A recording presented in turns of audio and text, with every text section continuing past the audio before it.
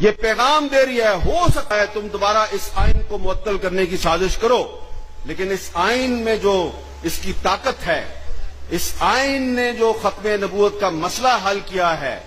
لہذا یہ جو ختم نبوت کی طاقت ہے، تم جب جب اس آئین کو معطل کرو گے، جب جب اس آئین کے خلاف سازش کرو گے، یہ آئین بحال ہوتا رہے گا، یہ آئین بحال ہوتا رہے گا۔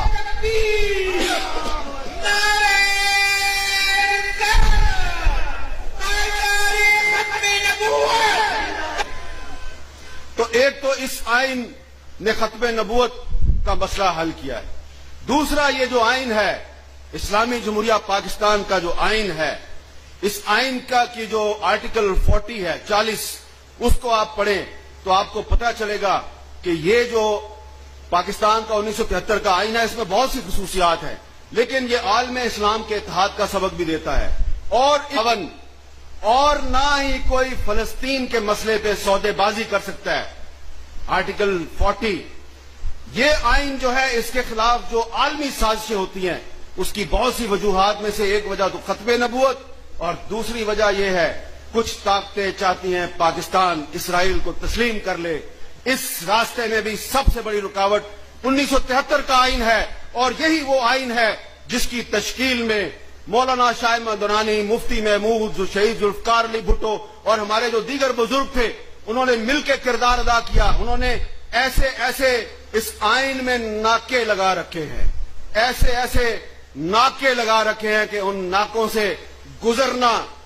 بہت مشکل ہے۔ جو ختم نبوت کو ختم کرنا چاہتے ہیں، ختم نبوت کے آرٹیکل کو ختم کرنا چاہتے ہیں، اس آئین کے ناکوں میں سے گزرنا مشکل ہے۔ جو اسرائیل کو تسلیم کرنا چاہتے ہیں اس آئین کے ناکوں میں سے گزرنا ضروری ہے۔ اس لیے یاد رکھیے گا میرے بھائیوں بزرگوں، یاد رکھیے گا پاکستان میں جو شخص بھی 1973 کے آئین کی مخالفت کرتا ہے، اس آئین کو بدلنے کا مطالبہ کرتا ہے، اس کا آگا دیکھو، اس کا پیچھا دیکھو، اس کے پس منظر میں چلے جاؤ، اس کے خاندان کا جو شجرہ نسب ہے اس کو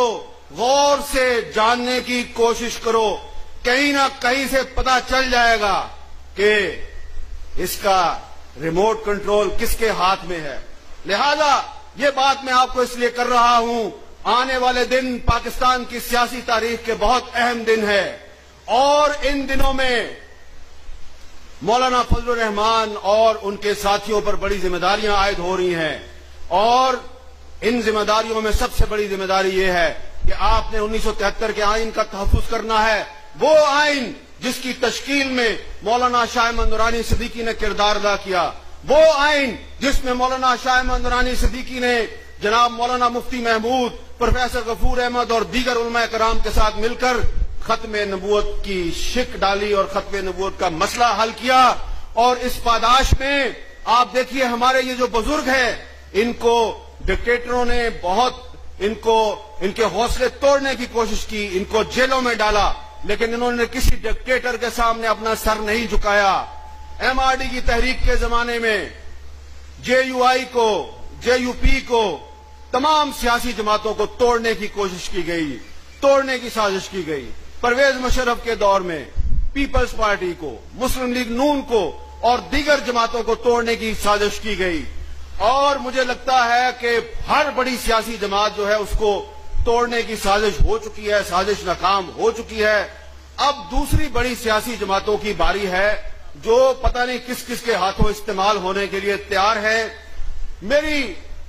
مجھ ناچیز کی جو رائے ہے اس کے مطابق یہ جو یہاں پہ قائدین بیٹھے ہیں اسٹیج پر، ان میں سے بھی 2-3 لوگوں کے خلاف سازشیں ہو رہی ہے، اور ہمیشہ مولانا فضل الرحمان صاحب کو بھی انگیج کرنے کی کوشش کی جاتی ہے، ڈائلاگ کے نام پہ راستے سے ہٹانے کی کوشش کی جاتی ہے، دوبارہ یہ کوشش کی جا رہی ہے قومی مفاد میں، آئین کے نام پر، پاکستان کا جو لارجر نیشنل انٹرسٹ ہے، آئیے بیٹھتے ہیں، ذرا آپ ہماری مدد کیجئے، ہم آپ کی مدد کریں گے۔ لیکن مولانا صاحب جو ہیں ان کو پتا ہے کہ اصل مقصد کیا ہے، اصل مقصد یہ ہے کہ وہ سیاسی قوتیں جو 1973 کے آئین کی بالادستی پہ یقین رکھتے ہیں اور اس آئین کے تحفظ پر اکٹھی ہو چکی ہیں، ان کو آپس میں توڑا جائے۔ لہذا مجھے یقین ہے کہ اگر آج مولانا شاہ احمد نورانی صدیقی زندہ ہوتے تو وہ بھی مفاہمت کے نام پر کسی کے ساتھ کوئی سودے بازی نہ کرتے. ہمیں یقین ہے کہ مولانا فضل الرحمان اور ان کے ساتھی بھی مفاہمت کے نام پر کسی کے ساتھ